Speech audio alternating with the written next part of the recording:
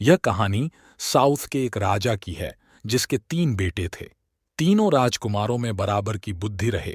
तीनों में वह क्षमता हो कि वक्त आने पर चाहे जो राजा बन सके और जनता के हित में और सही फैसला ले सके। राजा ऐसा चाहते थे।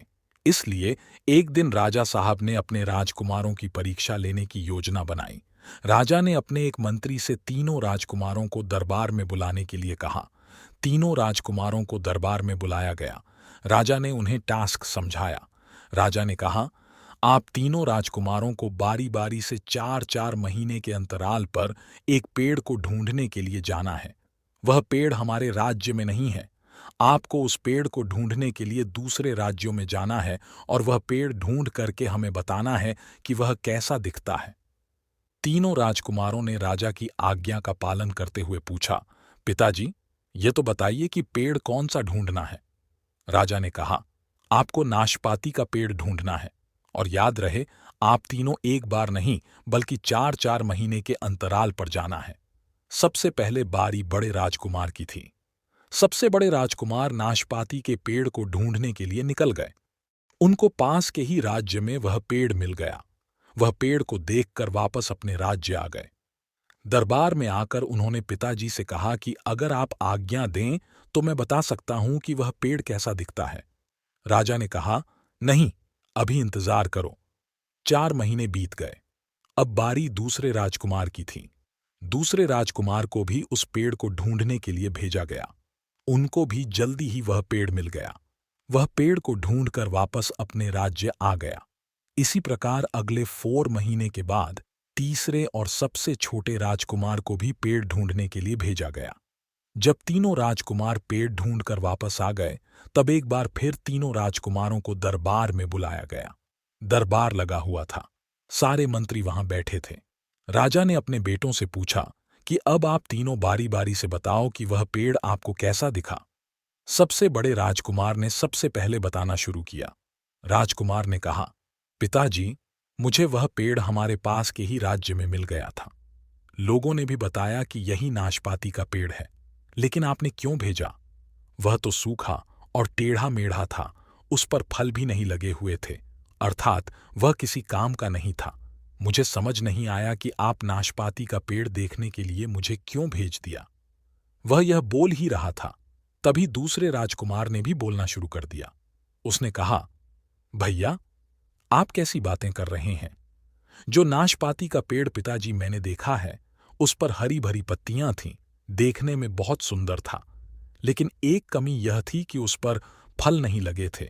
जैसे ही दूसरा राजकुमार ये बोल रहा था, तीसरा जो सबसे छोटा राजकुमार था उसने कहना शुरू किया, पिताजी, ये दोनों भैया गलत बोल रहे हैं। मैंने जो नाशपाती का पेड़ देखा है, उसमें बहुत सारे नाशपाती के फल लगे थे। वह फलों से लदा हुआ था। उसकी पत्तियां भी हरी भरी थीं। मुझे किसान और आसपास के लोगों ने बताया है कि यह नाशपाती का ही पेड़ है। जैसे ही तीनों राजकुमारों ने अपनी अपनी बातें बताई, तीनों की बातें एक दूसरे का खंडन कर रही थीं।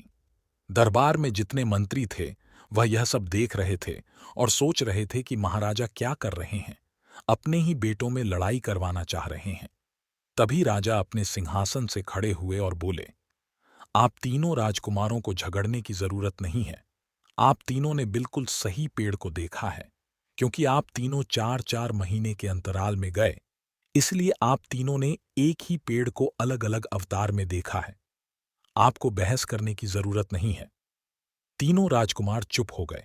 राजा ने फिर कहा कि मैं आपको 3 बातें सीखना चाहता था, इसीलिए इस पेड़ को ढूंढने के लिए आसपास के राज्यों में भेजा था। राजकुमारों ने पूछा, पिताजी, आप क्या समझाना चाहते थे? तो उन्होंने कहा कि इस पेड़ को आप तीनों ने 4-4 महीने के अंतराल पर देखा है और इससे 3 बातें महत्वपूर्ण सीखने को मिलती है। तीनों राजकुमार राजा की बात सुनने के लिए बहुत उत्सुक थे। राजा ने बोलना शुरू किया, पहली बात, किसी भी चीज पर निर्णय तब तक ना लें जब तक आप आखिर तक उसे ना जान लें, चाहे वह कोई इंसान हो या कोई दूसरी चीज ही क्यों ना हो। दूसरी बात जो यह छोटी सी प्रेरणादायक कहानी हमें सिखाती है और जो राजा ने अपने राजकुमारों को बताई कि जिंदगी में कभी भी किसी को भी जज करने की कोशिश ना करें। हो सकता है कि वह वक्त उसके लिए खराब चल रहा हो। बड़े वाले राजकुमार ने देखा था कि पेड़ सूखा है, बीच वाले ने देखा था कि इस पर तो फल ही नहीं लगते, और तीसरे वाले राजकुमार ने सब कुछ हरा भरा देखा था। फिर राजा ने अपने बेटों को तीसरी और सबसे महत्वपूर्ण बात बताई। राजा ने कहा, जिस तरह से पेड़ हमेशा हरा भरा नहीं रहता, उसी तरह इंसान की जिंदगी में भी हमेशा एक जैसा समय नहीं रहता है। वही पेड़ पतझड़ में सूख जाता है और जब सावन आता है तो हरा भरा हो जाता है। कहानी का सार, ये तीन महत्वपूर्ण बातें राजा ने केवल अपने राजकुमारों को ही नहीं बल्कि हमें भी बताईं। हमारी जिंदगी में भी परेशानियां आती रहती हैं, लेकिन इन परेशानियों से हमें घबराना नहीं चाहिए। जिंदगी में उतार चढ़ाव आते जाते रहते हैं। जिस तरह से एक पेड़ हमेशा सूखा नहीं रहता है, उसी तरह इंसान की जिंदगी में भी परेशानियां हमेशा के लिए नहीं आती है। ये छोटी सी हिंदी प्रेरणादायक कहानी आपको कैसी लगी? हमें कमेंट्स में ज़रूर बताइए, और इस कहानी को अपने दोस्तों के साथ शेयर करना ना भूलें।